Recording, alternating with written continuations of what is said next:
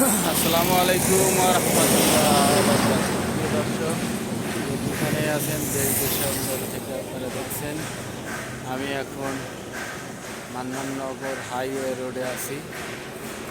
এই কোটা আন্দোলনের কারণে দেখেন যে বিশ্ব রোডটি মনে করেন যে রাজশাহী মহারোডে সবসময় ভরপুর বাস যানবাহন চলছে।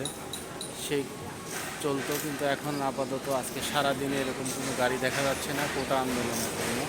কিছু মালবাহী ট্রাক দেখা যাচ্ছে, যে ট্রাকগুলো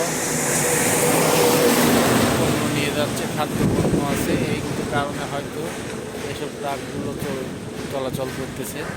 আমি এই যে আপনাদেরকে দেখাইতেছি, দেখেন কয়েকটা মালবাহী ট্রাক ছাড়া অন্য কোনো গাড়ি নাই।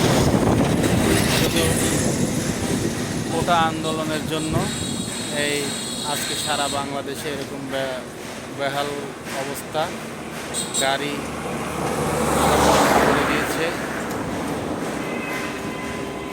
তার প্রমাণ আপনারা দেখতেই পাচ্ছেন। ছাত্ররা আরও ক্ষেপ পেয়ে গেছে, সে কারণটা হয়তো আপনারা সবাই অবগত আছেন।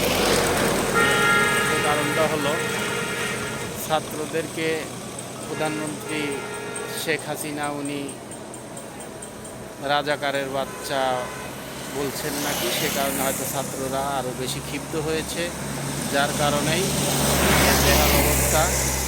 হয়তো আমি মান্নাননগর হাইওয়ে রোডেতে দাঁড়িয়ে আছি, কিন্তু সারা দেশেই হয়তো একই অবস্থা চলতেছে।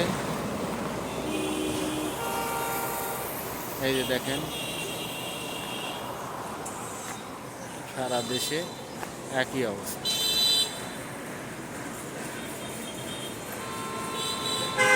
কোনো বড় ভারী যানবাহন নাই, সারা রাস্তায় একই রকম ফাঁকা।